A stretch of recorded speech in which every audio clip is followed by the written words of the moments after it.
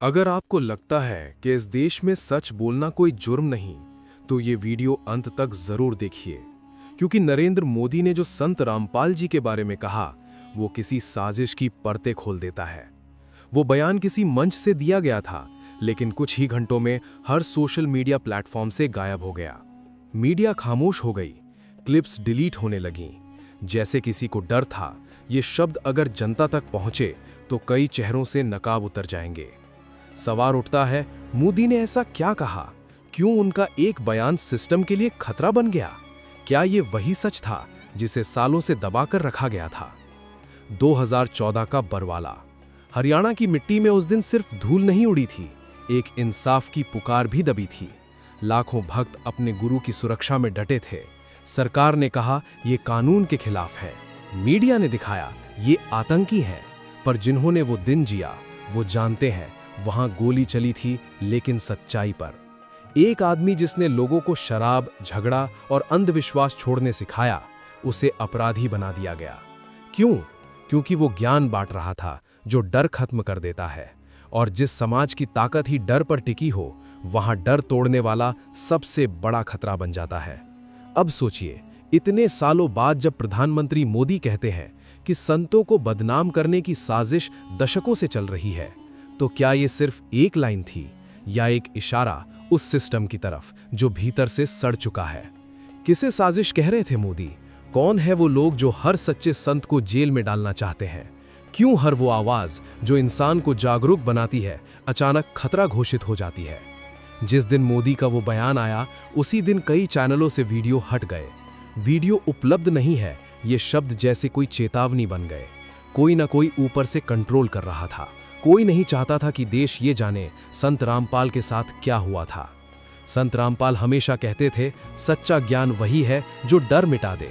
लेकिन यहाँ तो हालात उल्टे हैं, जो डर मिटाता है उसी को मिटाने की कोशिश की जाती है। तो क्या मोदी का ये बयान किसी बड़े बदलाव की शुरुआत थी, या फिर ये सिर्फ एक चेतावनी थी उन ताकतों के लिए जो जनता को हमेशा अंधेरे में रखना चाहती हैं? 2014 से पहले हर चैनल पर एक ही नाम चलता था, रामपाल अपराधी। 2019 के बाद वही मीडिया अचानक खामोश। किसके दबाव में? किसे डर खा के सच बाहर आ जाएगा? अगर मोदी को यह सब पता था तो उन्होंने इतने साल तक चुप्पी क्यों रखी? क्या वो सही वक्त का इंतजार कर रहे थे, या फिर कोई उन्हें भी रोक रहा था? कहानी अब और गहरी हो रही है, क्योंकि ये सिर्फ एक संत की बात नहीं, ये पूरे सिस्टम की पोल है। वो सिस्टम जो सदियों से ज्ञान पर पहरा लगाए बैठा है, और अब जब कोई उस ताले को खोलने की कोशिश करता है तो पूरा तंत्र उसे कुचल देता है। पर यह कहानी यहीं खत्म नहीं होती। असल खेल तो तब शुरू हुआ जब मोदी ने धर्म सुधार की बात की, और कुछ ताकतें डर गईं। इतनी डर गईं कि उसी रात कुछ फाइलें गायब कर दी गईं, कुछ रिकॉर्ड दबा दिए गए। अब सवाल सीधा है, क्या नरेंद्र मोदी ने अनजाने में वो बात कह दी जो सदियों से छिपाई जा रही थी? क्या उनका ये बयान उसी मिशन का हिस्सा था जिसने संत रामपाल को फंसाया और सच्चाई को दफन किया?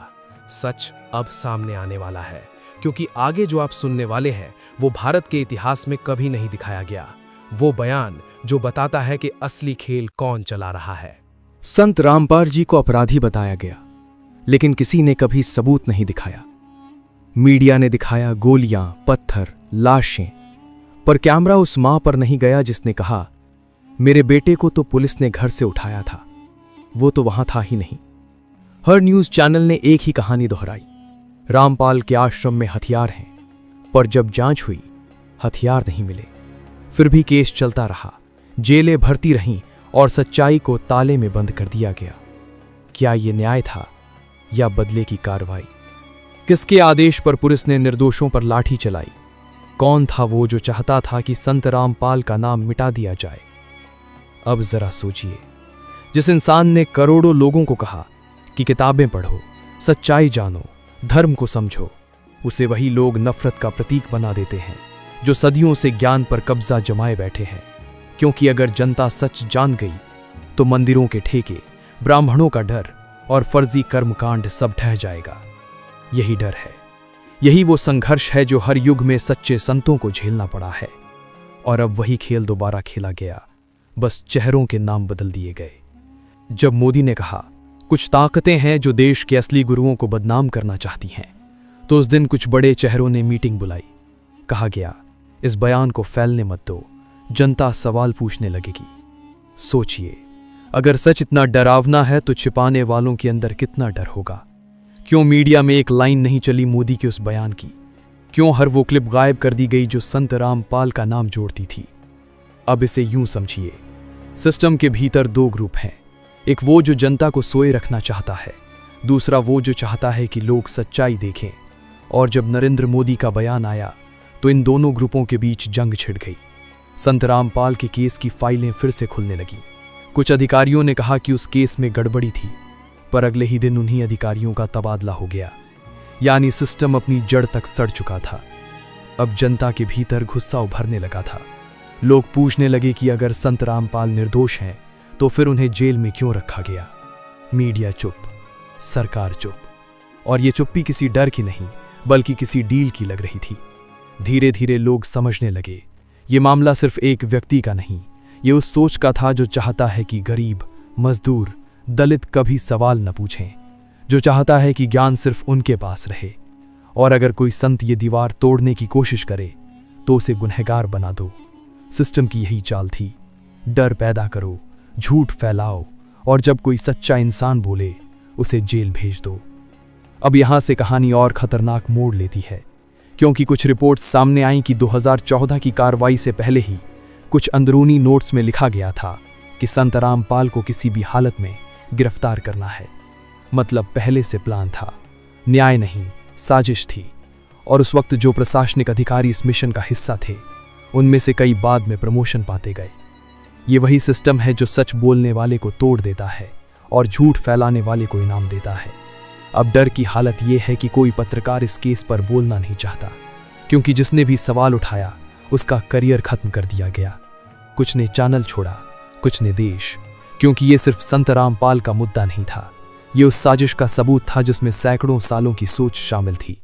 और इसी बीच मोदी का वो बयान, जो दिखने में छोटा था लेकिन असर इतना बड़ा कि कई बड़े परिवार डर गए। क्योंकि अगर जनता ने उस बयान को सच मान लिया तो फिर सवाल उठेंगे, कौन झूठ बोल रहा था इतने सालों से, कौन चलाता था मीडिया, और कौन तय करता था कि कौन संत कहलाएगा और कौन अपराधी।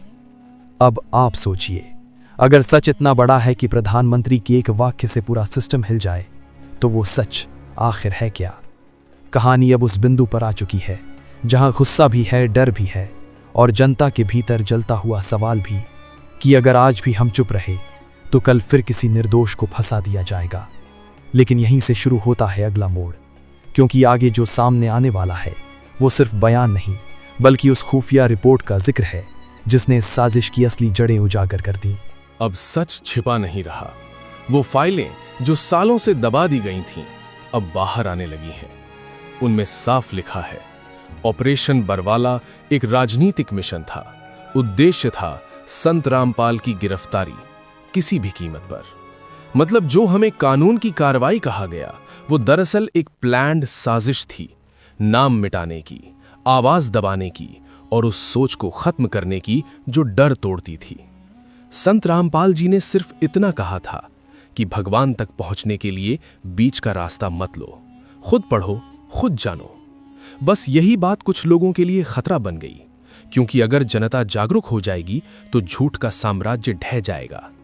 और जब नरेंद्र मोदी ने कहा कि सदियों से सच्चे संतों को फंसाया गया है ताकि जनता अंधेरे में रहे, तो उन ताकतों की नींव हिल गई जो सदियों से धर्म के नाम पर डर बेच रही थीं। अब लोगों को समझ आने लगा है, मीडिया ने जो दिखाया वो आधा सच था और जो छुपाया गया वही असली सच्चाई है। संत रामपाल जी के केस में जो हुआ वो सिर्फ एक इंसान के खिलाफ नहीं था, वो उस विचार के खिलाफ था जो कहता है समानता से बड़ा कोई धर्म नहीं। अब जनता सवाल पूछ रही है, लोग बोल रहे हैं कि अगर वो दोषी थे तो सबूत दिखाओ और अगर नहीं तो माफी मांगो, क्योंकि अब डर खत्म हो चुका है। अब आवाज दबेगी नहीं। हर गांव, हर गली में लोग कह रहे हैं कि हमारे संत को इंसाफ दो। और आज मैं एक बात दिल से कहना चाहता हूं, मैं उन सभी भक्तों, उन सभी लोगों से पूछना चाहता हूं जो ये वीडियो देख रहे हैं, जिन्होंने वो दर्द झेला है, जिनके दिल में वो चुभन अब भी है। कमेंट में बताओ आप किस जिले से हैं। हम जानना चाहते हैं कि ये आवाज किन किन कोनों से उठ रही है, क्योंकि जब हर जिला बोलेगा, हर गांव बोलेगा, तब ये सिस्टम मजबूर होगा सुनने पर। आज ये सिर्फ संत रामपाल का मामला नहीं रहा, ये पूरे देश की आत्मा की लड़ाई है। ये उस हक की लड़ाई है जो सदियों से छीना गया। अब वक्त है उठने का, क्योंकि अगर आज भी हम चुप रहे तो कल फिर किसी और सच्चे इंसान को अपराधी बना दिया जाएगा। और याद रखना, सच को दबाया जा सकता है, मिटाया नहीं जा सकता। झूठ चाहे कितना भी ताकतवर क्यों ना लगे, एक दिन सच उसके सामने सिर झुका ही देता है। अगर तुम भी महसूस करते हो कि सच्चाई की लड़ाई अभी बाकी है, तो इस वीडियो को यहीं मत रोकना। अगला वीडियो जरूर देखना, क्योंकि उसमें खुलासा होगा उस धर्म सुधार आंदोलन का जो भारत की सियासत की जड़ें हिला देगा।